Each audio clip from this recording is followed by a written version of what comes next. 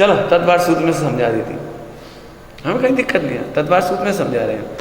तत्वार्थ सूत्र में नैगम व्यवहार ऋजु सूत्र आदि नए है कि नहीं? वहाँ एक नैगम नए सूत्र है। नैगम नए 3 प्रकार के हैं, भूत नैगम नए, वर्तमान नैगम नए और भावी नैगम नए, है कि नहीं? हाँ तो बोलते जाओ, गलत हो तो मना कर देना, हम सही कर लेंगे, उसमें क्या दिक्कत। उसमें एक भावी नैगम नए है। भावी नैगम किसे कहते हैं? कि वर्तमान में अभाव होने पर भी भविष्य को वर्तमान में देख लेना, अनुभव कर लेना, भविष्य को वर्तमान में अनुभव करना। पॉइंट पकड़ो जरा, भविष्य को वर्तमान में अनुभव करना, इसका नाम भावी नैगम नए है। तुम लोग जाने कहाँ कहाँ से अर्थ निकाला, वहीं से निकाला जितने तुम लिखो है, बता, वहीं से तो निकाल रहे। भविष्य के पहले तीर्थंकर कौन है? हैं भविष्य के पहले तीर्थंकर कौन है? महापद है ना, पहले है ना। तो अभी कहाँ है क्यों बोल रहे हो आप? वर्तमान पूजा क्यों कर रहे हो उनकी? वे तो नरक में है, वे तो नरक में है, तुम उनकी पूजा क्यों कर रहे हो? डंडा खा रहे वे, आश्रम बंद में है वे, अभी आश्रम बंद में है भाई साहब। गुण श्रेणी निर्जरा नहीं चल रही उनके, कछु संबर है, निर्जरा भी है लेकिन गुण श्रेणी नहीं है, नरक में है। बिल्कुल काला कलूटा शरीर है, आड़ा टेढ़ा शरीर है, और ऐसे ही लड़ रहे हैं दो ही मिलके, श्रेणी का जीव भी ऐसे लड़ रहे हैं, मार डालूंगा तुझे, और अपने शरीर को ऐसे ऐसे बना के दे मिला मिला के पिटाई, मतलब लड़ाई चल रही है। अभी तुमने देखा नहीं नरक, अभी दिखाया था वैसे। तो पंडित जी आप कैसी बात है, और उनकी पूजा तुम आगे कर रहे हैं अष्टदश से, बोलो वर्तमान में नहीं होने पर भी उनकी पूजा कर रहे कि नहीं कर रहे? त्रिकालवर्ती सिद्धों को नमस्कार करते हो कि नहीं करते हो? तो भावी सिद्धों को नमस्कार कर रहे कि नहीं अंकेश? तो तुम अंकेश को नमस्कार कर रहे कि नहीं?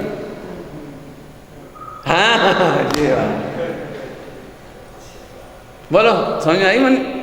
अपने को नमस्कार कर रहे, आहा, इसलिए लिखा है सब पढ़ना, अच्छी अच्छी चीजें लिखी हैं। हे प्रभु आपके चरणार में नमस्कार करने में मुझे मेरा ही नमस्कार हो जाता है। क्या कह जय से तो हम तुम्हारे प्रोजेक्ट सुना तो नहीं है सोनगढ़न की।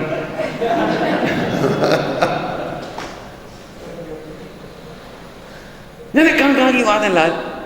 अरे भाई साहब सुनो, भाभी नैगम मैं समझा देता हूँ अब, हालांकि जबरन कहूँगा मेरे मूल तत्व रह जाएगा। मुझे आश्रमपन पढ़ाना था आज, अभी तत्व बच्चे ने पूछ लिया तो तत्व ही चल रहा है, मैं क्या करूँगा कि पूछा इसने आगे, इसलिए बता रहा हूँ मैं। भाभी नैगम समझते, दृष्टांत दे देता हूँ सुनो। एक लड़की है, उसकी सगाई हो गई, बताओ वो सुहागन हो गई कि नहीं हो गई? पत्नी बन गई कि नहीं बन गई? बोलो, बताओ। नहीं बनी। अब स्कूल कॉलेज गई तो किसी ने उससे पूछा क्यों तुम्हारा उनका नाम क्या है?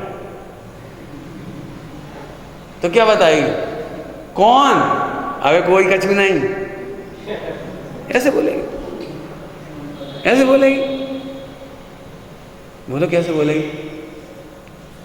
बोलो, जैसे ही उसका नाम आया एकदम पत्नी रूप अनुभूति हो गई उसको उसी समय। इसे कोई माई का लाल नहीं रोक सकता। वर्तमान में पत्नी पने का अभाव है, पति पने का भी अभाव है, समाज की नजरों में कुछ नहीं है, अभी गोत्र भी नहीं बदला, शादी रुक भी सकती है, टूट भी सकती है, सब कुछ हो सकता है, लेकिन सगाई होने के बाद उसकी अंतरंग परिणति भाभी नैगम नए से पत्नी रूप हो गई। तुम्हारी कितनी देरानी है, कितनी जिठानी है, कितनी ननद है, सास है, क्या बिजनेस करती है, यहाँ से बोलती है।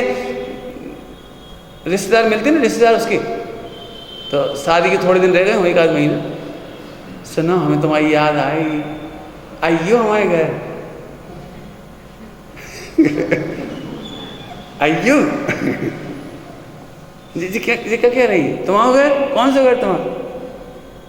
पता वो भेद रखती है भाभी, भविष्य का भेद रखती है, वर्तमान में अनुभव कर रही मेरा घर, मेरा पति। बोलो, दुनिया की कौन सी ताकत इस अनुभूति को रोक सकती है? बता कोई रोक देता। आज तक अभी उस घर में गई नहीं है ये, एक चीज नहीं छुई, पानी नहीं पिया वहां का। 25 साल से जहां रह रही भाई साहब 25 साल यहाँ का नमक खा रही है और बजा वहां खा रही है।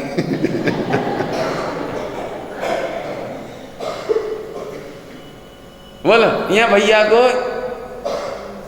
10 लाख का घाटा हो जाए और पति को 1 लाख का फायदा हो जाए, बताओ सारा घर दुखी होगा कि सुखी होगा? भैया को 10 लाख का घाटा हो गया अपने बिजनेस में, तो घर के सारे मेंबर दुखी होंगे कि सुखी होंगे? हैं? दुखी। एक मेंबर छोड़ के, एक मेंबर छोड़ के वो उसके चेहरे पे दुख ही नहीं आ रहा,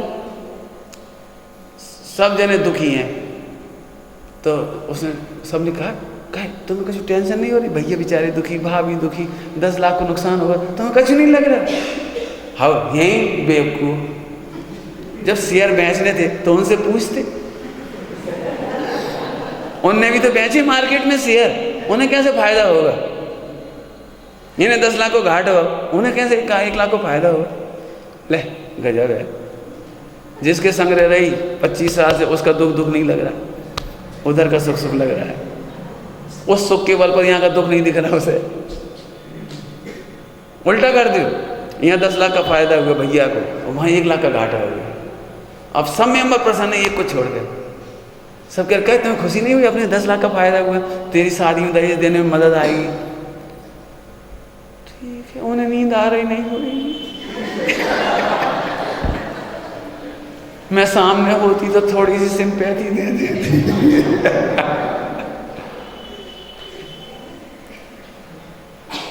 अब भी क्या करें बेचारे, मार्केट है तो।